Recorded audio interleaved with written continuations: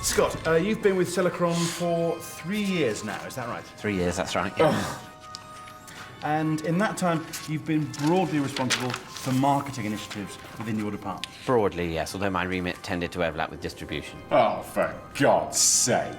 Oh, sorry, I should just point out that Derek is here to provide what we call extreme negative feedback.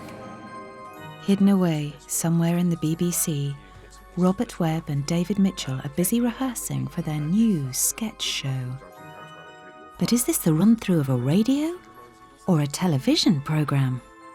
Mitchell and Webb are part of a long tradition of comedians who've moved from one medium to the other. People will start on the radio because commissioners think it's a bit less of a risk. It's cheaper, you get paid less, and it's easier to make.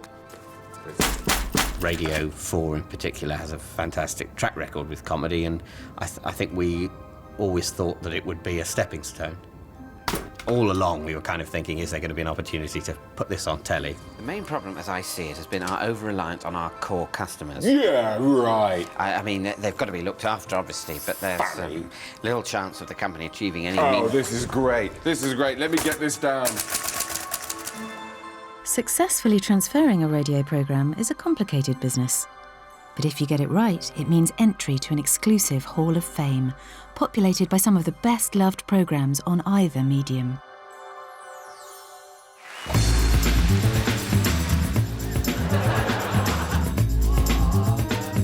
You know, you might see a white transit van going past with the window down, people saying, "Oh, do player! Do player!" Success has come from the simplest of formats. Hancock. His face was almost, in those days of small screen, it was almost TV shaped. It was almost the perfect face for television. Bleak, strange, worrying moments, and it works. But it's not a surefire process. The archives are littered with the corpses of long-running radio favourites which died a speedy death on TV. But comedy, unlike any other art form, is only after one response: laughter. And if they don't laugh, you didn't do your job. You failed at your job. So, looking back over more than 50 years of broadcasting, can we identify the magic rules for turning radio comedy into TV gold?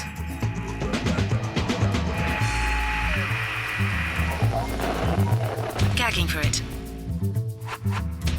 TV's hunger for radio comedy.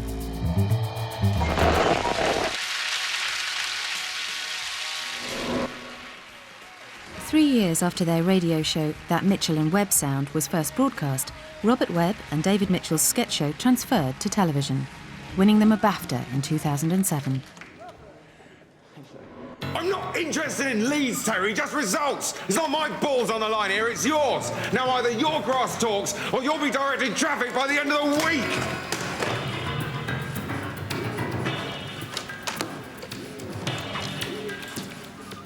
Sorry, Terry, I just realised I was incredibly rude to you just then. We don't want to pull focus from the wig. It will probably be fine. When we were making the first series of the TV show, we realised that a lot of the radio material isn't really usable for television because it's very wordy.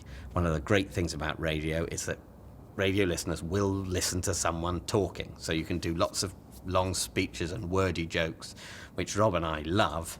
But when you're suddenly looking at a picture of someone doing all that talking, it's somehow more, it's less interesting, it's less funny. With the triumphant success of their TV transfer, there is a buzz about what Mitchell and Webb will come up with for their second series. Now, whether we do that by putting more resources into existing Yes, strategies absolutely, or whether yes. we try to overhaul our entire approach is a vexed question. Oh, yeah, that's good. It's also vexed. But if it's a major rethink we're talking about, Ding. then obviously we'll need to look carefully Ding. at next year's budget Ding. to see what's feasible. Ding, ding, ding. Well, that makes sense. Incidentally, you're coping very well with the extreme negative feedback there. Well, thanks. I think I've got the hang of it now. We love it when we're doing a sketch that we know we couldn't do on radio, because then we feel, see, we're earning our place on this medium, we're doing stuff we wouldn't otherwise have done. Television transfers are as old as the medium itself. But what lessons have been learned from these reinventions? What are the secrets of converting radio comedy into TV? Our first example is a cautionary tale. Peter Brough was a ventriloquist who, along with his doll, Archie Andrews, became a radio sensation with his series, Educating Archie, which was first broadcast in 1949. Educating Archie was a flagship programme for the BBC, a huge entertainment series which ran for many years, I think 12 years or something on the radio. Archie, you're quiet, aren't you? I say, you're quiet this morning. And I wish you'd follow my example. It seems completely insane now to look back and say, well, how could anyone think of putting on radio somewhere where the point of the show is the skill of the person's lips in appearing not to talk? But somehow that was commissioned. Improbable though it may seem, ventriloquism on the radio was a roaring success. The antics of wild-eyed, errant schoolboy Archie regularly pulled in 12 million listeners. Archie Andrews and Peter Brough may have been forgotten today, but they were huge stars at the time. I mean, it's amazing. I mean, Archie would turn up opening supermarkets and be pictured with famous people. And radio's pair of favourites, Archie Andrews and Peter Brough, here being greeted by Lady Rothermere. He was a wooden superstar, probably second only to Muffin the Mule. Peter Brough, on behalf of the entire cast and all those concerned in the broadcast, accepts the award for the Outstanding Variety Show of the Year. I think a lot of the performers that crossed over from radio to television were wary of the medium at first. I mean, it was relatively new. In fact, it was, in the early days especially, it was considered under radio. It was considered the lower service. The one surviving television broadcast recorded by the BBC in 1956 immediately shows the problems of trying to bring a puppet to life. Well, I've certainly caused some trouble today, but now you're going to have your proper music lesson. Come along, my lad. A ventriloquist doll is a ventriloquist doll.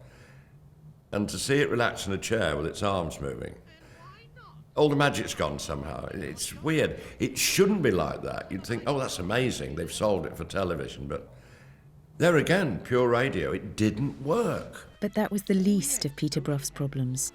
His transfer to television showed the world that his ventriloquism skills left a lot to be desired. A small box of chocolates. Here, but don't overdo it now. All right. Beryl Reid, who used to be educating Archie, told me that Peter Brough, very self-effacing, modest man, and was very self-conscious about how technically good he was. And he said to Beryl once, Can you see my mouth move, Beryl? I said, well, only when Archie's talking. What? What did you say, Archie? It was the tutor? Did you say the tutor? Yes, bruv. You see, you didn't hear, with all that noise going on. It was whispered that Brough had even filed down his 2 front teeth to improve his technique. But it was too little, too late. The magic of television had destroyed the mystique of radio. I'd rather lose your love. Brough retired from show business completely in 1961. He and his puppet had come from an era of light entertainment that drew directly on music hall and vaudeville, and those days were over. It was a hard lesson to learn, but there is more to the television transfer than meets the eye, leading us to our first golden rule. Rule 1. Don't expect it to be easy. By 1958, households with televisions outnumbered those with just a radio. To survive, radio had to reposition itself, and where radio went, TV was sure to follow.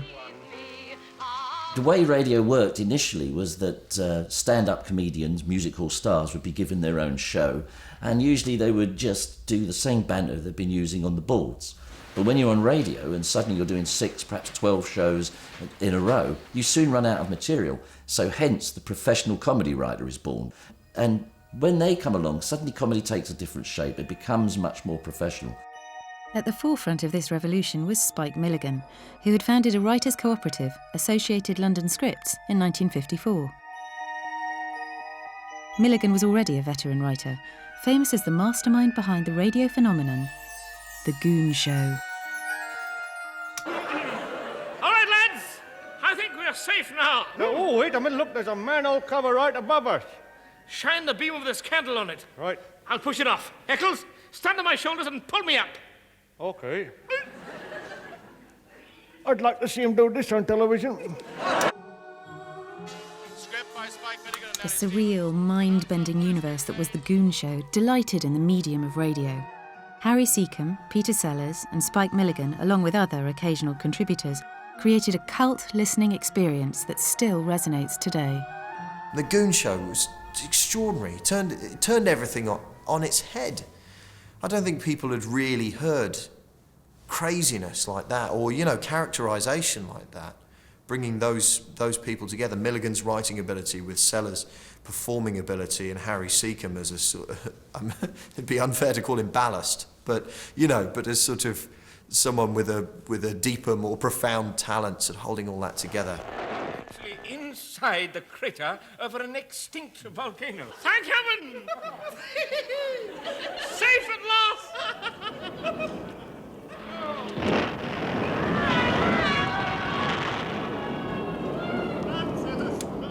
The pioneering sound effects in The Goons came from the BBC's radiophonic workshop. Characters would be embellished with their own unique signature tunes. We were asked to do a special effect for Major Bloodknock, who was a military gentleman who had a very strong penchant for loose women and hot curries, or perhaps it was the other way round. And we were asked to portray his stomach.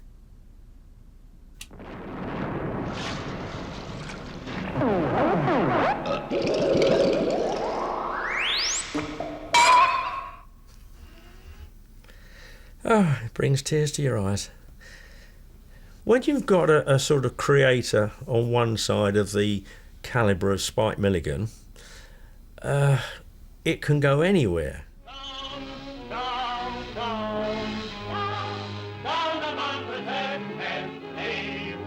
But Milligan's imagination seemed boxed in when the Goons tried to transfer to a visual medium. The Goons had various television incarnations, but by far the most ambitious of these was the Telegoons, a reimagining of the Goons as puppets, which first aired in 1963, 3 years after the radio show had ended.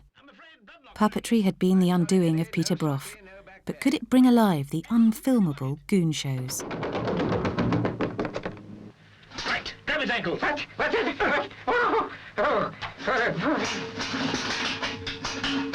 Honourable viewers will recall that Bloodknock has not been a drinking sake, but a nitroglycerine. Therefore, listening to the Goons on the radio, you could see the expressions on the faces of Peter Sellers and Harry Seacombe and Michael Bentine and so on. You could see that. And on the TV, you would want to see that too, rather than puppets. It sort of made it seem like a children's programme, which it wasn't. It was very, very clever, ingenious, many-layered comedy. And thus, the first joke was born. The Telegoons failed to translate into TV success. Scheduled at tea time on a Saturday, just before Doctor Who, it didn't attract its intended adult audience. Spike Milligan was so disappointed that he refused to allow the puppets to appear ever again. If anything was quintessential radio, it was the Goon Show. So, it was... That was never meant to be on television, unless you change it radically and it's funny puppets. But even that didn't recapture the magic of the radio series. If further proof were needed, then here it was. Wooden performances don't make for successful TV transplants. Rule 2. Don't use puppets.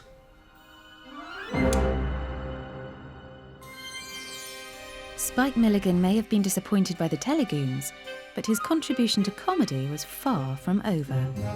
For one thing, his writers' cooperative was nurturing talent which would shape and dominate both radio and television comedy for the next 30 years. Its biggest stars were two ex-servicemen, Ray Galton and Alan Simpson. They took the sitcom, an American invention, and gave it a uniquely British twist in Hancock's Half Hour. There comes a time in the affairs of man when he must throw off the petty tyrannies that beset him. Waves are like mountains.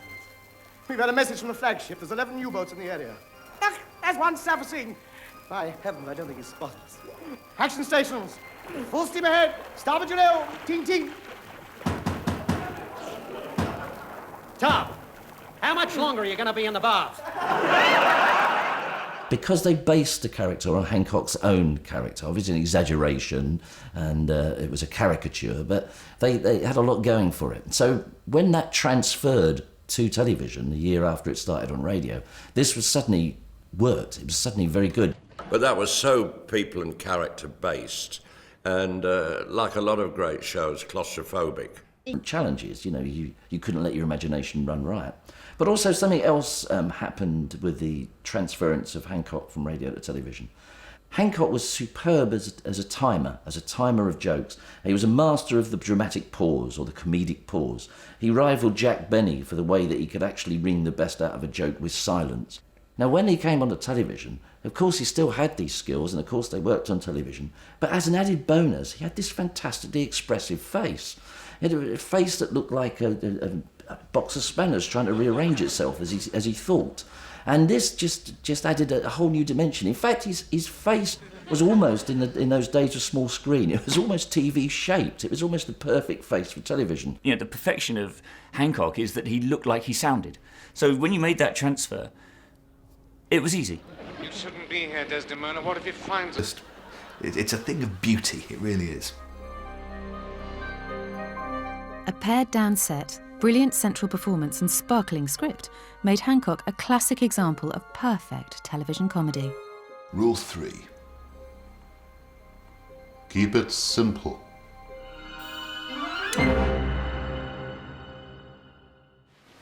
Radio was a victim of its own success. It had created a killer genre for television, the situation comedy. And television sitcoms dominated throughout the 60s and 70s. The Likely Lads, Dad's Army, and Steptoe and Son were all TV hits, which now transferred to radio. But radio itself seemed to have dried up as a source of inspiration for television. That changed in the late 1970s. It would be radio and not television that captured the imagination of a new generation and inspired a whole new way of listening to the radio. The year was 1978. The programme? The Hitchhiker's Guide to the Galaxy by Douglas Adams.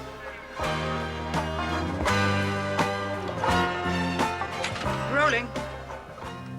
Listen, you stupid machine, it tastes filthy. Here, take this cup back. If you have enjoyed the experience of this drink, why not share it with your friends? Hitchhiker's Guide to the Galaxy allowed radio to claw back the listener's imagination. It allowed radio to do things that television and film could not, and still can't really do. And you know why I want a cup of tea? Please wait. What? Computing. To drench the programme in sound effects and music was very unusual. And it turned, basically radio comedy became colour with Hitchhiker's Guide to the Galaxy.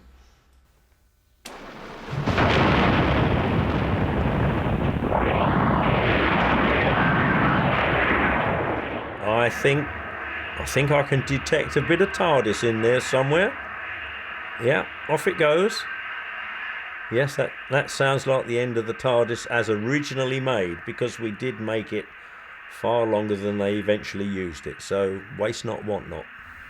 It wasn't quite as mad as the Goons, it wasn't as hectic as the Goons, and it was obviously very cleverly thought out by Douglas Adams, whose sort of stories became to have a sort of an insane logic to them.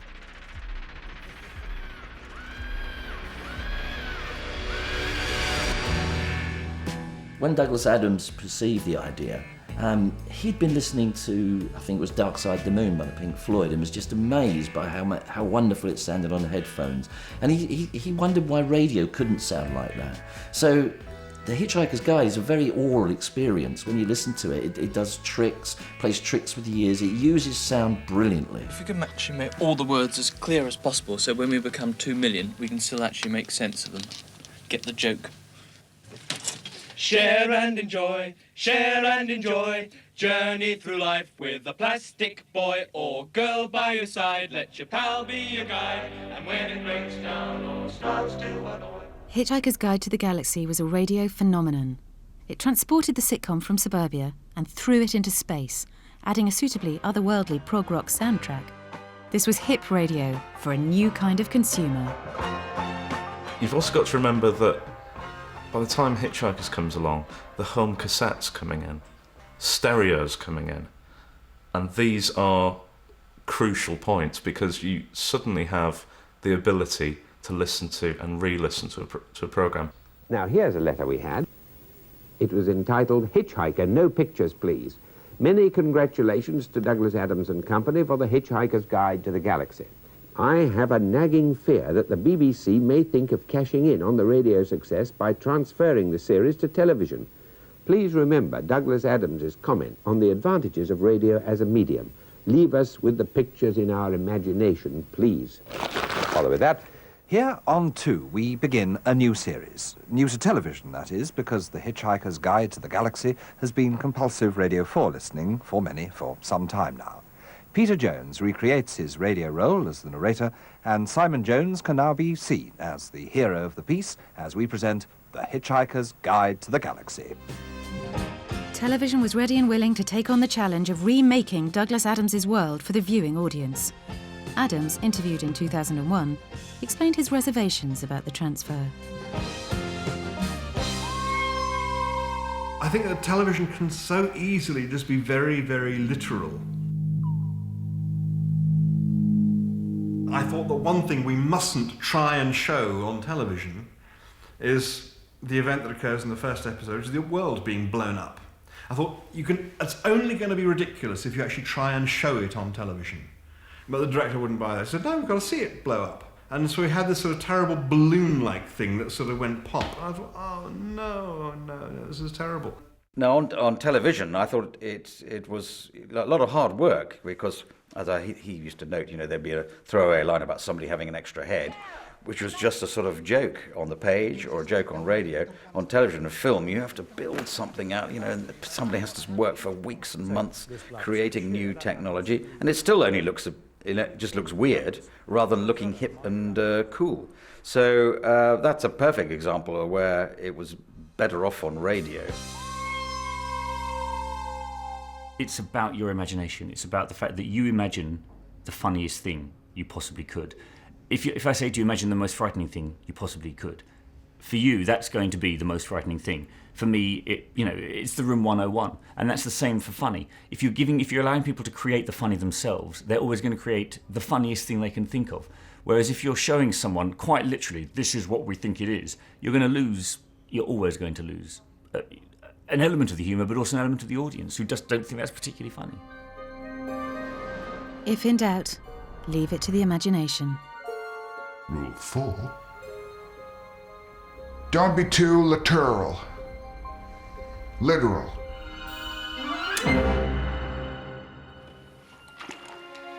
A programme which revels in the medium of radio is I'm Sorry I Haven't a Clue, a national institution since 1972. It may sound like the ideal candidate for a TV transfer, but things are never as straightforward as they seem. We present I'm Sorry I Haven't a Clue, the antidote to panel goers. It's strange what a radio mic does to you. A TV camera can lead you to strange excesses and strange habits, but a microphone, you can feel it is a discipline. For the arrivals at the booksellers' ball, who's going to open the bidding? Sliding by almost unnoticed. Oh no, he's not. Mr. and Mrs. Chenery and their diminutive student son, shorter Oxford Dick Chenery. A TV pilot was made, but never shown, and has now disappeared. Perhaps the adoration of the radio audience just didn't translate to the television studio. There is something about the radio that allows for the intimacy, the chemistry of the panellists to work in the context alongside this sound of this huge audience having the best time of their lives. We start with a round of questions that were never asked, but which, if they had been, might have changed the course of history. So, teams, shall we just skip this and go straight to the pub? That's one I should have asked in 1972. I've seen it recorded in huge rooms with vast audiences, and it's gone on for hours on end, and there's not a dud moment, and they really are very special moments for the people who go and see I'm Sorry, No Clue, and there are many who go to show after show. And there's an amazing atmosphere. I mean, the announcement of the next round gets joyful cries. So, no, it's a great warm atmosphere. We just hope it doesn't turn into a Nuremberg rally, you know.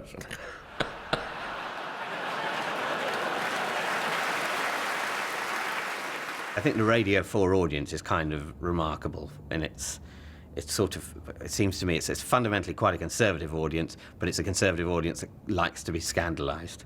It's just time to squeeze in a round of Curry House Songbook.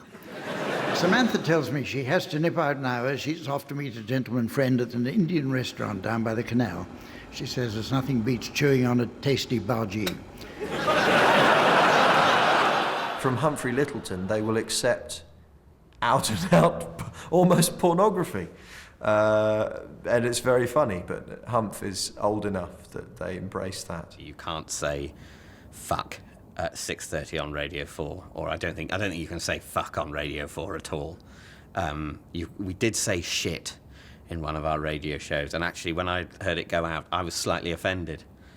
I was going for, someone said shit on Radio 4, and actually it was me.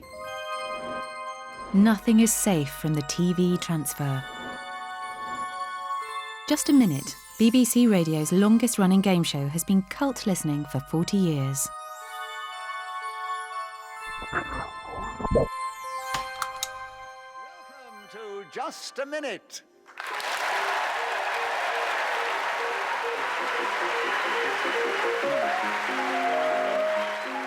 Just a Minute, which you'd think theoretically would work on telly because it's talking heads. It didn't seem to catch light the same way on television. I don't know. There's something intrinsically radio about that programme as well. This day-glow incarnation of Just a Minute came to television in 1999. The merciless teasing of the long-suffering host Nicholas Parsons just didn't translate to the screen.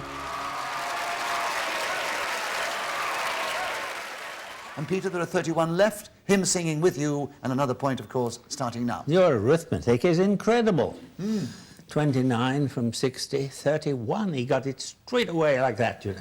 On a television panel game, the host is the top cat. In the case of radio panel shows, that's almost always not the case. So that doesn't transfer. That kind of teasing and bickering and bitching doesn't really work that well on television. I think you're very unkind, Peter, and I've known you for years. Yes, I know. I think, actually... The chemistry of the participants, when you see them in the rather sterile environment of the studio, it lost something in the transition. 4 decades of Just a Minute couldn't save it from being a TV disaster.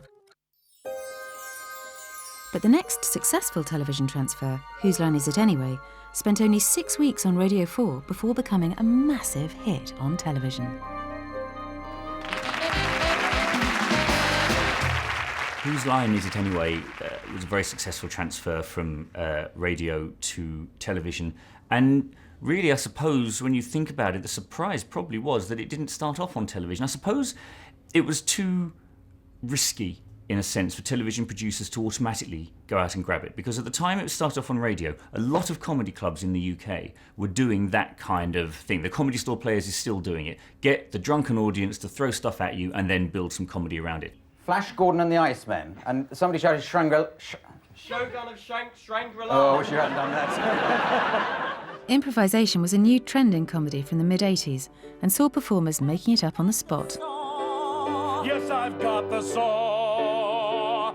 Crucially, the studio audience that had been so important in radio recordings was for the first time an intrinsic part of the television experience as well. Host Clive Anderson, himself a veteran stand-up performer, kept the audience and panellists under control. Now we have a round called World's Worst, and this features all 4 contestants who'd like to come forward to the World's Worst step. And just as you think of them, step forward with the world's worst person to go on holiday with. And I'll buzz when I got the idea. Go. Have you met me and my Rottweiler? It's not a very bad itch, and I don't think it's spreading very... Hello, I'm Clive Anderson.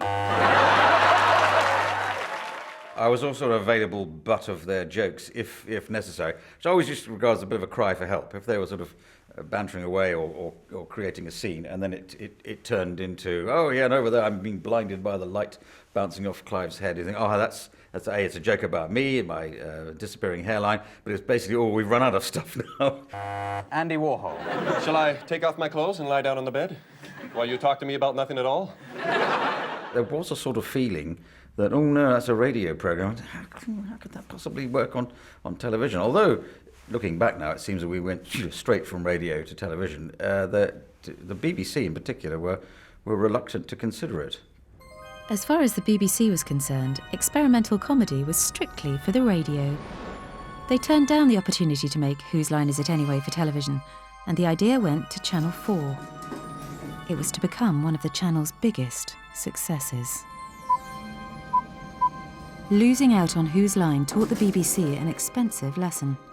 They would never again underestimate radio's uncanny ability to reflect new trends in comedy. Say, kids, what time is it? It's time for The Mary Whitehouse. Oh dear, I've done it in the wrong gap. This knack wasn't limited to Radio 4. The new wave of alternative comedians had a foothold on Radio 1 in the form of a programme called The Mary Whitehouse Experience. Oh, I say. Ho, ho, ho, Grandma, I hope you die this Christmas. Die and leave me all your money in your will. It's uncanny. Sneaked away at midnight or gradually earlier in the evening was this kind of show which seemed to have been lifted direct from the club scene of London. Radio really had a new awakening at that point. The BBC fell on the format. Radio 1 sensibilities were coming to television. Comedy was hailed as the new rock and roll, and comedians were the new stars, famous enough to fill Wembley Arena. The Mary Whitehouse Experience. Well, of course, it's built for the car, isn't it? You know, we only have a single garage, unfortunately, but there are houses in Hitchin with double garages. Oh, yes, absolutely. I mean, many times we've thought of extending, but in fact we decided to have some stone instead. You know, all local stone looks marvellous, you know, reds and greys and greens, but you want to try and keep up the character of Hitchin, don't you? Yes. Well, of course, it used to be a very historic town, you know. It used to be a... But the real effects of the Mary Whitehouse Experience were being felt behind the scenes. One of the radio producers responsible for the show was about to have the biggest impact on radio and television comedy since Galton and Simpson. That man was Armando Iannucci. BBC Radio Light Entertainment has given television some of the best comedy programmes of the last decade. Unfortunately, it's given them to Channel 4. Recently, however, the Beeb hobbled into action when Director General John Burt asked 4 members of his management team to form a committee to sit in a room with a radio on and phone the best ideas through to his television controllers.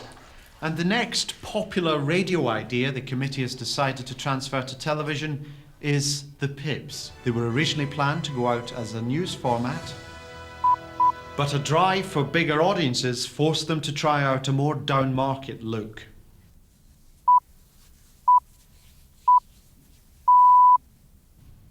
Eventually, the Beeb has decided to go for a family audience and will broadcast the Pips next autumn as a 6-part sitcom series consisting of 5 half-hour episodes and a slightly longer 6th one.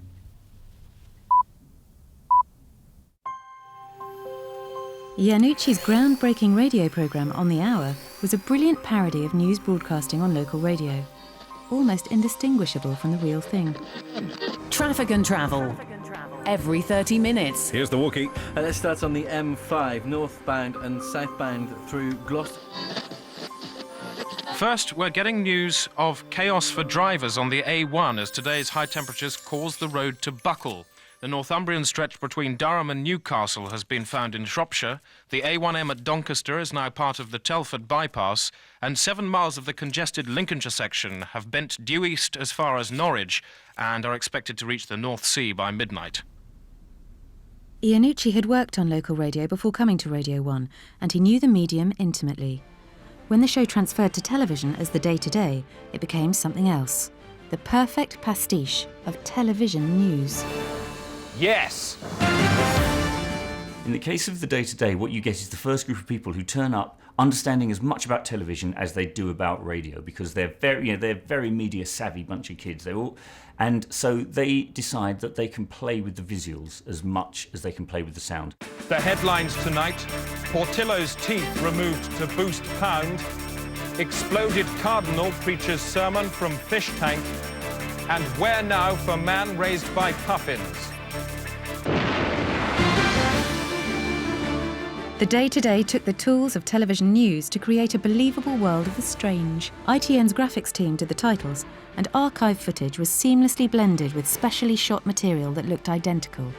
The real and the surreal merged in a bizarre hybrid. The national news would never look the same again.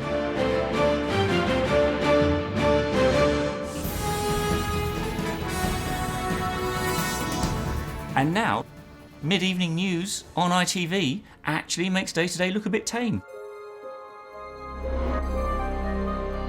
The realistic look achieved by the Day-to-Day completely rewrote the rules. Rule 5. Add a dose of realism.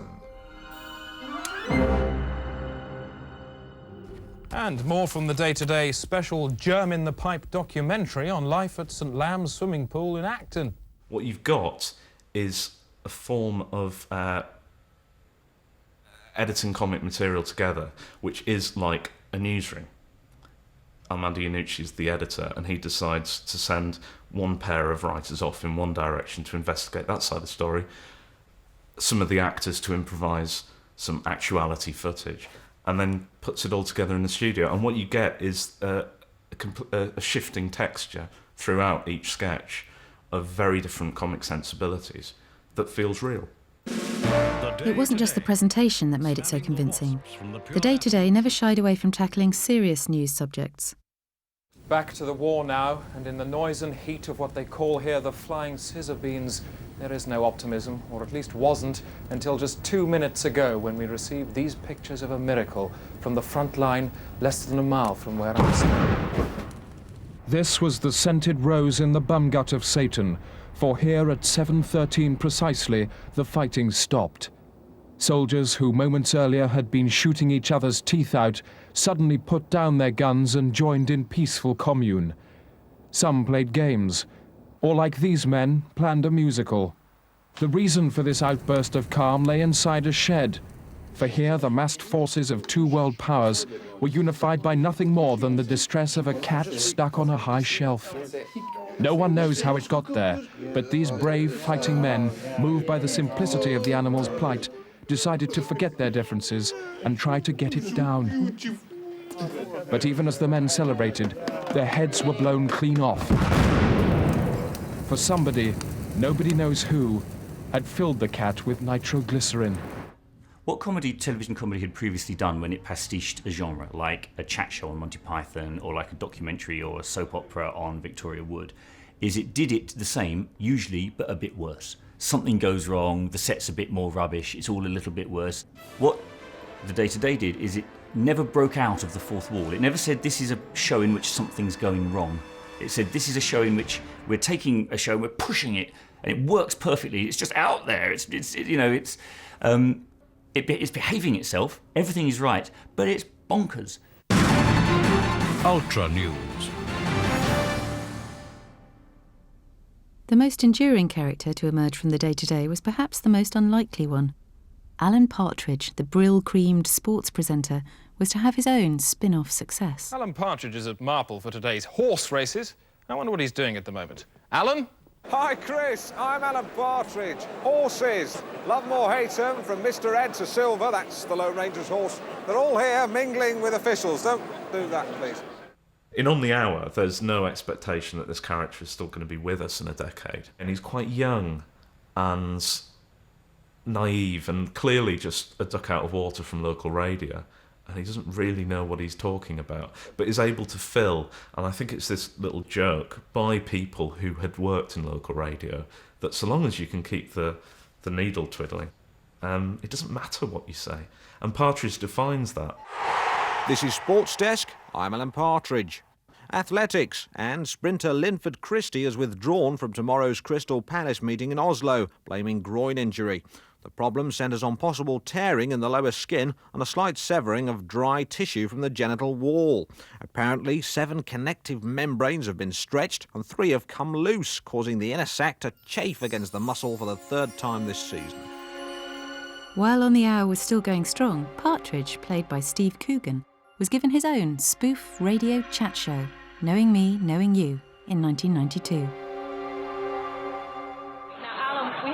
We're running a little short of time. We have to now bring you back, okay? No, I don't want to come back. No, you'll be fine. You have to come back because you're in the middle of a talk show. I like it here.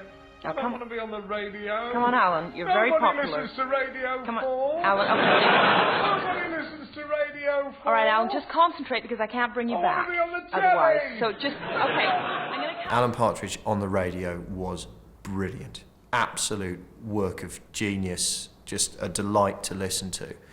And then when it went to telly, I sort of thought, oh, I'm not sure I want to see this person, doing that on telly. Watched it, and it was every bit as good in different ways, and you ended up getting other stuff from Coogan, because Alan's such a fascinating guy to watch, and he did all of that brilliant facial stuff that, you miss out on all of that on the radio. Knowing Me, Knowing You was to become a huge television success. Like Hancock before him, Coogan relished the chance to flesh out his fictional persona. And knowing me, Alan Partridge, knowing you, Bangkok. Glenn, I believe you've just had a new kitchen fitted, is that right? Yeah, that's right, yeah. What prompted that? Well, my boyfriend's a bit of a cordon bleu, and it was his idea, really. His idea. I didn't know. Take me down, please. Yeah, well...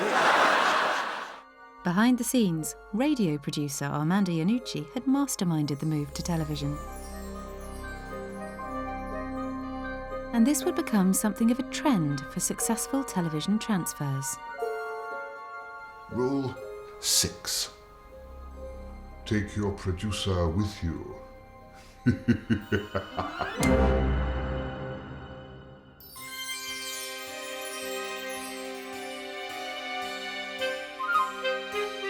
Take your producer with you, yes, I think so. We took ours with us. Bill Dare came with us. Yeah, just to keep it true to itself.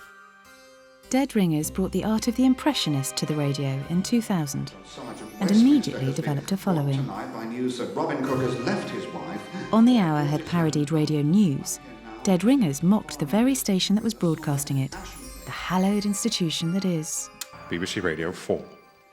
Now here's a look into this afternoon's Money Box. Hello, we've got a packed money box today. I just can't seem to get the stopper out. Brian, have you got something to... Oh, God, it's stuck, Brian. I've got my flick knife. Oh, nice one. Oh, there's blood on it. I had a run-in with that Wogan again in the car park. Oh, I heard he fights dirty. He went for my balls in a grapple. I had to do him.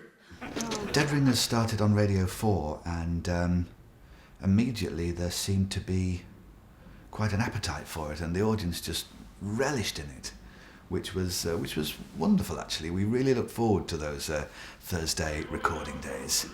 What people seemed to like in the early days of Dead Ringers on the radio was the infernal cheek of the thing. Good evening, I'm Hugh Edwards. The headlines this evening. You just had to say a catchphrase, BBC Radio 4, and the audience would just go whoosh. Half of Britain will own a mobile phone by next year, according to figures released today. But oh, sorry about this. Hello? Oh, yes. Well, fine, thanks, yes. Yeah, look, can you just... Yes, very nice New Year, thank you, yes. Well, I played Spin the Bottle at Moira Stewart's house. And there was a sense of shock, really. It just seemed so unusual to be having a go at these long-established, seemingly untouchable traditions. When you're performing on the radio, and, you know, the emphasis is on the voice and so on, and also the style of writing, you're writing for the ear rather than what can be seen, you still perform in the same way. You know, whenever we did Gordon Brown, the body language would constrict. You would still do that sort of bottom jaw motion that he does for some reason. You just do it with a script in your hand and speaking when the green light goes on and off. So you still do all of that. There's an intimacy to radio comedy, particularly with Radio 4. The Radio 4 audience are so fond of the station, and when you listen to it, you feel a real sense of ownership. You know, you're in your kitchen, just doing your little thing in your own little world. And I think that's one reason why people love radio comedy so much, because there's an intimacy to it. Slightly different on the TV, you know, that's a different environment in which you're receiving your comedy, if you like. Live together in perfect harmony, side by side on my... Then you can flesh the character out a bit. Characters like Tony Blair, you could do all of that, you know, the serious forehead and the furrowed brow, and you could have comedy with all those little twitches and hand gestures of his, you know. Look, I absolutely respect your point of view, but on the evidence available at the time... Just answer the question. Why did you invade Iraq? Because I honestly felt that... Why? Oh, just mind your own business. What? I did it because I'm the bloody Prime Minister, that's why. I'm a hugely intelligent and important man, and frankly, I am fed up of pretending to treat people like you as equals. You know, we had a competition in this country to see who was the best person in Britain. I won. You know, there was a gang of, I believe hoodies is the term, and they were saying, oh, do George Bush, men, do George Bush. So occasionally people will just call out names at you, and you just respond with a little catchphrase, and we all go about our business after that.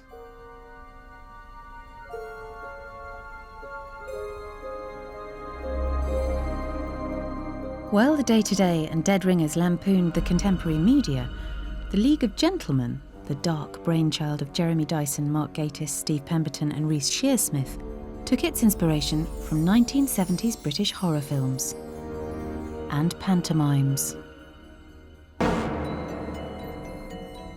It was a question of really doing 60 characters. Each series had about 60 characters, and they did about 20 each, which were all based on real people. I mean, Tubbs came from, in fact, a shopkeeper in Brighton, which they visited well on holidays or whatever, and Tubbs was serving behind the counter, and they literally wrote the sketch from there. So there you are. And when you hear it's going to be transferred to television, you think, well, you'd need a fortune to actually do that. But in the end, when you look at it, on a very, very modest budget, they've actually realised it. So it can be done. And I don't think they had to make many compromises in that transfer. I think it's one of the most successful all-time transfers.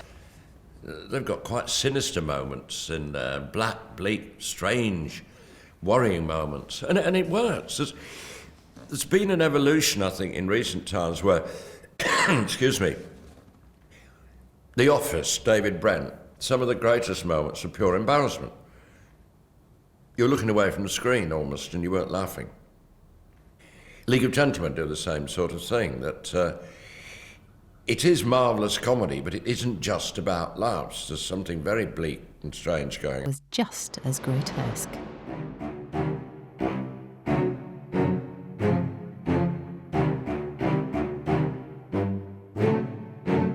Are you a married man, Mr. Hutton? Yes, I am. And yet you allow yourself to be alone in a room with a rather beautiful woman. That's very dangerous, don't you think? I just really need to check. Very clever, darling.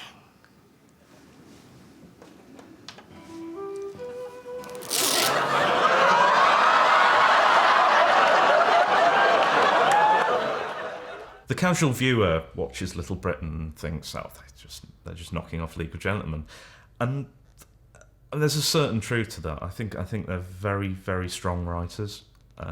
They've got a funny bone, but what they're also doing is a series which, broadly speaking, runs along similar lines, which is to create an alternative world of characters, and many are grotesques.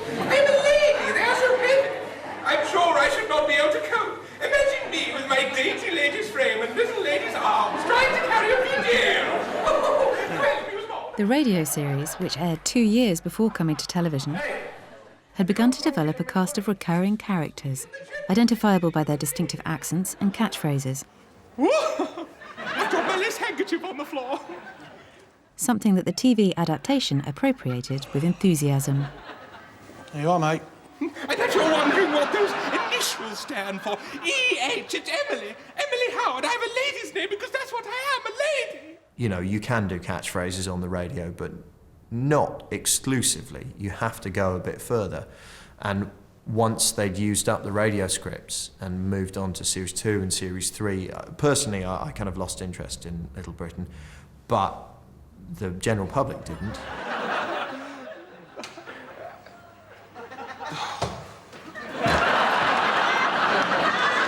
Little Britain's eccentric cast of characters made Matt Lucas and David Walliams famous. Like the League of Gentlemen before it, Little Britain revelled in the visual medium, confirming that for a successful television transfer, you have to look the part. Rule 7. Raid the wardrobe department. No, don't do that or you'll be brought to justice.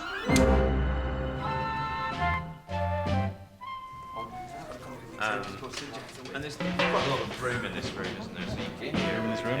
Yeah. We still do our radio show, and I wouldn't want to say it's a great place to try out material, because that does make radio sound like poor relation, but it's a great place to try out material. So, on action, James gets up and David pops into his place as Kate puts down 2 wigs on stands. So let's have a look at that, and action. In many ways, radio is the sort of purest medium to do comedy in, because there are no budgetary limitations. There's a lot less pressure on it politically. There are fewer executives frightened for their jobs, saying we need it to be more like Big Brother or things like that. Radio 4 has a kind of self-confidence. We will carry on being us.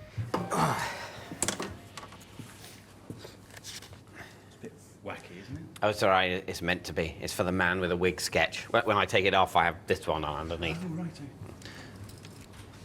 Kate. Oh, no. Do I have to have a bald cap as well? So. Kate, can I have a quick word? Are you going to let her do it then? I don't know what you mean. You do know what I mean. You're going to let her put a wig over a bald cap over your wig. Shut up. You're going to be about 8 foot tall. Rob. Thank God the character isn't a judge. Rob. Just tell her, David. Tell her about your wig. She'll understand. Rob, there was a very clearly defined window of opportunity for telling her about my wig.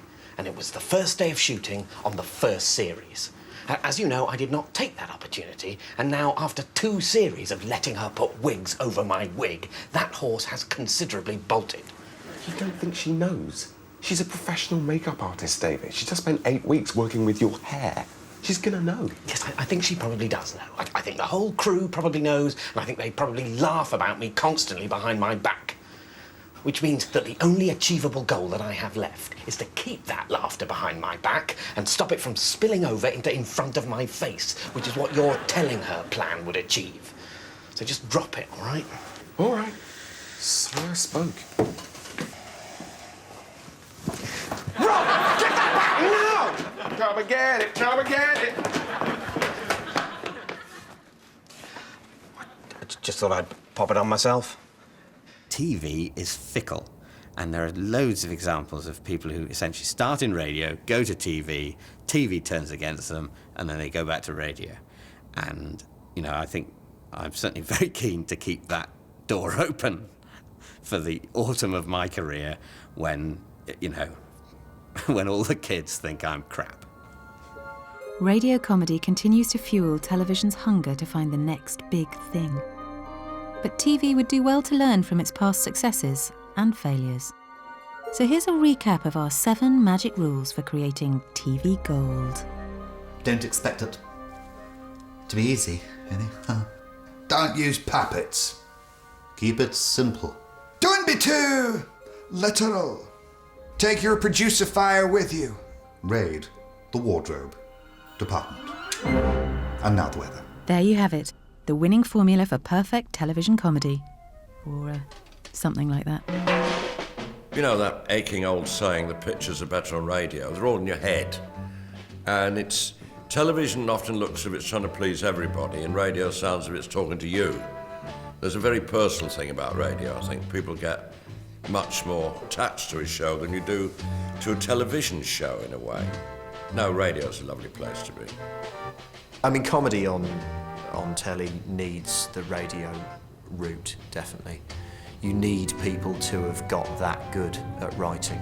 You need people to have understood really what it is to make a character, not just with a few cheeky winks that you can get away with on telly and in a fringe show, but actually a script that stands up in its own right. So yeah, telly needs radio, and does radio need telly? No, actually, probably not. Probably not. Radio 4 always will give a home and look after these ideas and nurture them like little acorns and make them grow into big blooming monsters. I hope that continues forever.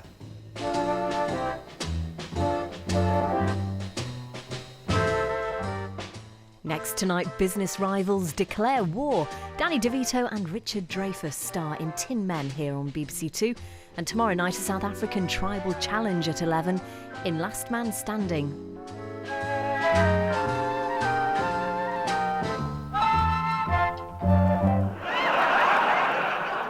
Analysing comedy is like dissecting a frog.